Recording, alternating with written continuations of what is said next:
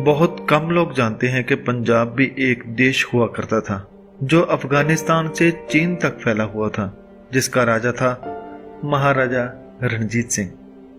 आज मैं उनके बारे में 20 बातें बताने जा रहा हूं। पहली, भारत पर अंग्रेजों ने चाहे कब्जा कर लिया था, मगर पंजाब देश पर वह कब्जा न कर पाया। उसका कारण था महाराजा रणजीत सिंह, जिसको हराना नामुमकिन था। अंग्रेजों ने पंजाब पर कब्जा उस वक्त किया जब महाराजा रणजीत सिंह जी का देहांत हो गया था। देहांत के कुछ साल बाद गोरों ने पहले तो सिखों को अलग किया, उसके बाद पंजाब पर कब्जा कर लिया। महाराजा रणजीत सिंह कैसा राजा था, आओ मिलकर उनके बारे में जानते हैं। सबसे पहली बात, वो बहुत बड़े योद्धा थे। वो छोटी उम्र में ही पिता के साथ युद्ध में जाया करते थे और कई जंगें उन्होंने बचपन में ही जीती। छोटी ही उम्र पे उनके सिर से पिता का साया उठ गया और महाराजा रणजीत सिंह को भी छोटी ही उम्र में खत्म करने की साजिश की गई। एक दिन अकेले में जब रणजीत सिंह, जो उस वक्त बालक थे, उम्र 13 साल थी, इतनी कोमल आयु में प्राण घातक शत्रु ने हमला किया। हमला करने वाले हशमत खां को बालक रणजीत सिंह ने छोटी कृपाण से उसे बहुत ही फुर्ती से वार करके उसे मौत की नींद सुला दिया। छोटी उम्र में ही चेचक रोग के कारण उन्हें एक आंख गंवानी पड़ी। एक आंख का गंवाना, कम उम्र में पिता की मृत्यु हो जाना, अचानक कार्यभार का बोझ पड़ जाना और खुद पर हत्या का प्रयास, इन सब कठिन प्रसंगों ने रणजीत सिंह को किसी मजबूत फौलाद में तब्दील कर दिया। वो युद्ध नीति में इतने माहिर हो चुके थे कि उन्होंने एक एक करके वो इलाके मुगलों से वापस लिए जो उन पर कब्जा करके बैठे थे। महाराजा रणजीत सिंह ने अपने राज्य का नाम खालसा राष्ट्र दिया। उन्होंने अपना नाम नहीं दिया, बल्कि गुरु का नाम दिया, खालसा का नाम दिया। महाराजा रणजीत सिंह ने पंजाब पर विजय हासिल की, फिर अफगानिस्तान पर, कश्मीर पर, तिब्बत पर और चीन का कुछ इलाका भी अपने राज्य में मिलाया। भारत पर हमला करने वाले आक्रमणकारी जमन शाह दुरानी को उन्होंने महज 17 साल की उम्र में धूल चटाई थी। वह 21 साल की उम्र में पंजाब के महाराजा बन गए थे। महाराजा रणजीत सिंह का एक असूल था कि जहां भी हमले करते थे, वह इलाका जीतकर भी शत्रु को मारते नहीं थे। वह अपने शत्रु को बदले में कुछ न कुछ जागीर दे दिया करते थे ताकि वह अपना जीवन निर्वाह कर सके।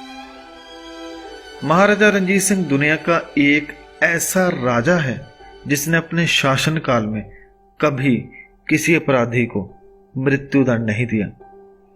महाराजा रणजीत सिंह बड़े ही उदारवादी दयालु राजा थे।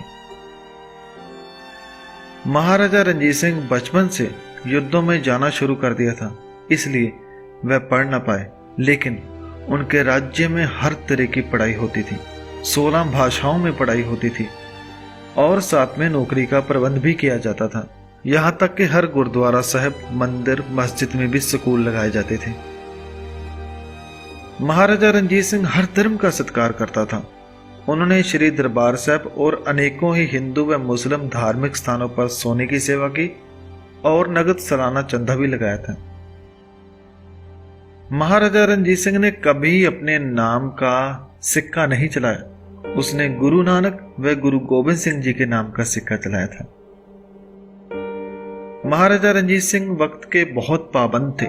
हर रोज सुबह वे श्री गुरु ग्रंथ साहब जी का पाठ सुनते थे, फिर रोजाना फौजों को खुद चेक करते थे और घोड़े पर सवार होकर अपने राज्य का चक्कर लगाते और सुबह खाने के बाद सारा दिन दफ्तर लगाकर रात तक काम करते थे। दुनिया का सबसे कीमती हीरा भी महाराजा रणजीत सिंह के पास था, जिसको उनके देहांत के बाद अंग्रेज ले गए थे। महाराजा रणजीत सिंह के राज्य में न केवल सिख बल्कि हर धर्म के लोग थे और तो और हर देश के लोग थे। उनकी फौज में बहुत से गोरे अफसर भी थे। महाराजा रणजीत सिंह के इलाज के लिए वैद्यों के अलावा डॉक्टर भी रहते थे जो अंग्रेज थे। महाराजा के सैनिक दल में कैप्टन वैड काम करते थे। वह लिखते हैं कि महाराजा रणजीत सिंह की याद शक्ति बहुत तेज थी। वह 10 से 12 हजार गांव के नाम और उनके इतिहास के बारे में बड़ी अच्छी तरह से जानते थे। महाराजा रणजीत सिंह ने कभी अपने लिए तख्त नहीं बनवाया, वह एक कुर्सी लगाकर ही बैठते थे। उन्होंने कभी भी बड़े होने का अभिमान नहीं किया, वह सदा वाहिगुरु के शुक्र में रहते थे। महाराजा रणजीत सिंह ने जो विशाल शक्ति खड़ी की वह 1939 में दूसरे विश्व युद्ध के समय ब्रिटिश सैन्य शक्ति के बराबर थी। इसमें 52,000 पैदल, 31,000 घोड़सवार, 384 भारी और 400 हल्की तोपें थीं। इनकी दूरदर्शी नीति के कारण भारत के पश्चिमी सीमा पर सैकड़ों वर्षों से हो रहे मुस्लिम आक्रमणों पर पंजाब ने रोक लगा दी थी। महाराजा रणजीत सिंह ने अपने राज्य का प्रबंध, आर्मी का प्रबंध, पढ़ाई और सरकारी अदारों के इस तरह से चलाया कि विदेशों से आने वाले खोजी, लेखक और आर्मी अफसर भी लिखते थे कि पंजाब हमारे यूरोप के देशों से बहुत आगे है।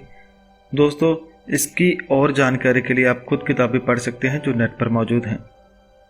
महाराजा रणजीत सिंह एक सिख राजा था, मगर किसी को भी जबरदस्ती सिख नहीं बनाया, बल्कि उन्हें देखकर बहुत सारे लोग सिख बने, क्योंकि वह बहुत ही समझदार, ईमानदार और नेक दिल इंसान था। महाराजा रणजीत सिंह का देहांत 27 जून 1839 को हुआ और 28 जून को उनका अंतिम संस्कार किया गया।